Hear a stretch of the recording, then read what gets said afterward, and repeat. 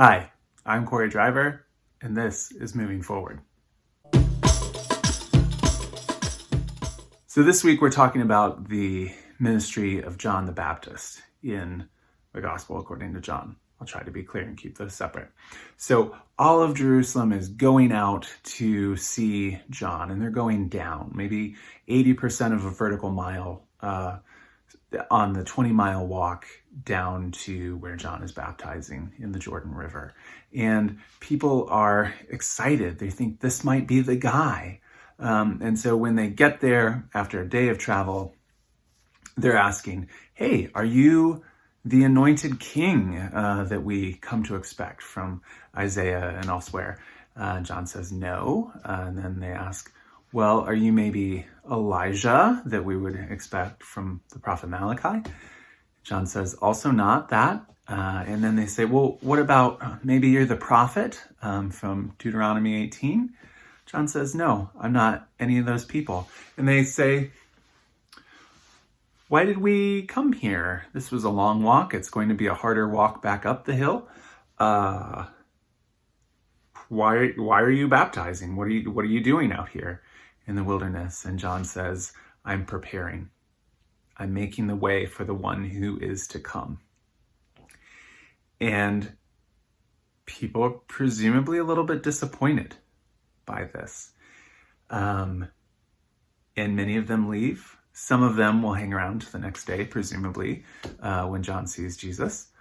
But it's, you go all this way, you make a long walk, you maybe walk the next day and don't see Jesus, which would be a real bummer. And you have this sense of disappointment. And that's part of the story. And I feel like this holiday season, this year, this Advent, this Thanksgiving, this Christmas, there's going to be some disappointment. And that's okay. That's part of the story. It's okay to be disappointed. Many of the people were when they went out to see John in the wilderness, and John didn't turn out to be the anointed king or Elijah come back to life or the prophet who was prophesied to come. Now, Jesus will say in the Gospel according to Matthew that if you will accept it, John is Elijah. But that's part of another conversation. The other story is this. John the Baptizer is thrown in prison by Herod. He sends his disciples to ask Jesus, hey, are you the one who is to come, or should we expect somebody else? And why would he do that? Because when the Messiah comes, when the anointed king comes, you're probably not supposed to have Edomites being king in Judea, as Herod's family were. You're probably not supposed to have like colonial warfare and terrorism as Rome was doing, right? Like, wait, Jesus, if you're the anointed Messiah, if you're the king that is to come, why is this stuff still going on? Why are people getting disappeared for speaking out against authority?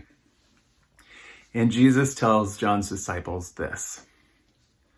Go tell John what you see and hear. The blind receive their sight, the lame walk, the lepers are cleansed, the deaf hear, the dead are raised, and the poor have the good news preached to them. Blessed is the one who does not stumble on account of me. Hold on. Why would you stumble? That's like a really good ministry. Like, you're healing people. Good news is preached to the poor. It's going great, right? Why would that cause anybody to stumble? It's because of what Jesus did not say. So one of the other lectionary readings this week is Isaiah 61. The Spirit of the Sovereign Lord is upon me because the Lord has anointed me to proclaim good news to the poor. Sound familiar? He has sent me to bind up the brokenhearted, to proclaim freedom for the captives, and release from darkness for the prisoners, to proclaim the year of the Lord's favor and the day of vengeance of our God, to comfort all who mourn. That was Isaiah 61. You want a little more Isaiah? Here it is. I, the Lord, have called you in righteousness and will hold your hand and keep you and give you for a covenant to the people, for a light to the Gentiles. This light language should sound familiar from John 1. To open the blind eyes, to bring out the captives from the prison, and from the dungeons those who sit in darkness. A little more Isaiah. Say to those with fearful hearts, be strong, do not fear. Behold, your God will come with vengeance, with divine retribution. He will come and save you. Then the eyes of the blind will be open, ears of the deaf will be unstopped, the lame will leap as deer, and the tongue of the mute will sing. What happens is Jesus is referencing these passages back to John's disciples to give them back to John, to say, look, here's what I'm doing. Opening the eyes of the blind, cleansing the leper, healing the lame, proclaiming good news to the poor. But Jesus is not saying several of the things in that passage. Freeing those who are captive. Performing the Lord's vengeance and retribution. Letting folks out of prison. Jesus is telling John's disciples to tell John, I am going to let you die in prison. Blessed are those who don't stumble on account of that message. When John comes to Bethany across the Jordan and all of Jerusalem goes down to him, people are disappointed. He's not what they're looking for. He's not the anointed king. He's not Elijah. He's not the prophet. He comes to point to something greater. And then when Jesus comes, people are disappointed. He's not the warrior king. He's not going to beat up the Romans or even the Herodians. And he's not going to overthrow all the injustice right away. He's going to heal. He's going to proclaim good news to the poor. And he's going to save people from sin and death, which is not like a bad deal, you know? That's a pretty good thing. But he doesn't accomplish everything, and a lot of people are disappointed. Even today, I had conversations with folk like, Jesus seems really good in everything, but he doesn't do all the stuff that if you read through Isaiah, among other places, you would expect Jesus to do. And our response is, of course, we think that's coming. Like we haven't given up on doing away with injustice and setting all the prisoners free. But Jesus doesn't do it in first century Judea and Galilee. And that's disappointing. And it is. You know, we have the testimony of Jesus' disciples. Certainly we have John the Baptizer, Jesus' relative, who are disappointed. They hope that Jesus would do more to throw off the yoke of the Romans or the Herodians or whomever, right? And that's okay.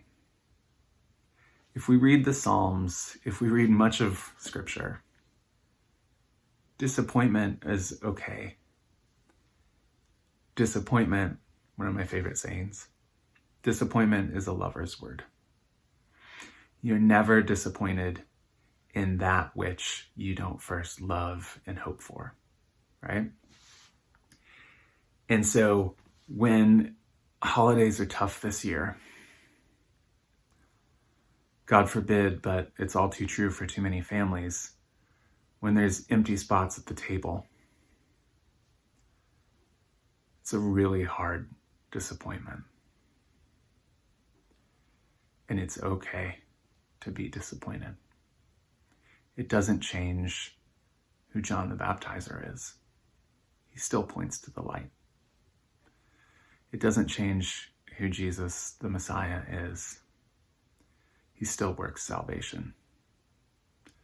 Disappointment's not something to hide from. It's something to be honest about. As we're in an Advent, it's not like a lot of the other Advents we've been in.